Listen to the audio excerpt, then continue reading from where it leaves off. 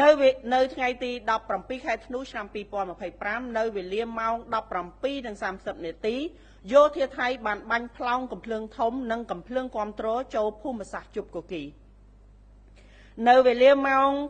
17:47នាទីយោធាថៃបានចាប់ផ្ដើមធ្វើសកម្មភាពដោយបានចល័តរថក្រោះនិងប្រើប្រាស់កំភ្លើងធំបាញ់ចូលទៅក្នុងភូមិសាស្ត្រវាលឥន្ទ្រីភ្នំខ្មោចបោះស្បូវនិងជាំតែ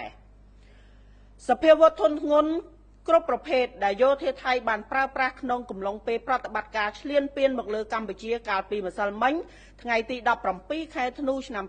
2025ចាប់តាំងពីវេលាម៉ោង4:45នាទីទៀបភ្លឺមករួមមានកំភ្លើងដេកាកំភ្លើង100មីលីម៉ែត្របំពាក់លើរថក្រោះកំភ្លើងធំ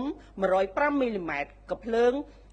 155មីលីម៉ែត្រកំភ្លើងគាំទ្រគ្រប់ប្រភេទដ្រូនបាញ់ផ្សាញ់ពុលដ្រូនទម្លាក់ភ្លើងដ្រូនអត្តឃាតដ្រូនបំពាក់លើកំភ្លើងនិងរថក្រោះរហូតដល់ថ្ងៃទី18ខែធ្នូឆ្នាំ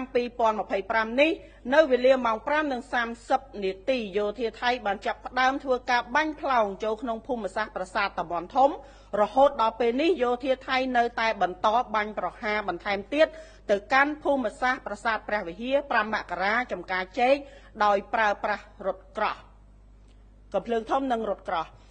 ចំពោះសភាពការនៅក្នុងភូមិសាស្ត្រផ្សេងទៀតមានសភាពស្ងប់ស្ងាត់ប៉ុន្តែកងកម្លាំងរបស់យើងនៅបន្តតាមដានដោយយកចិត្តទុកដាក់និងប្រុងប្រយ័ត្នខ្ពស់ជានិច្ច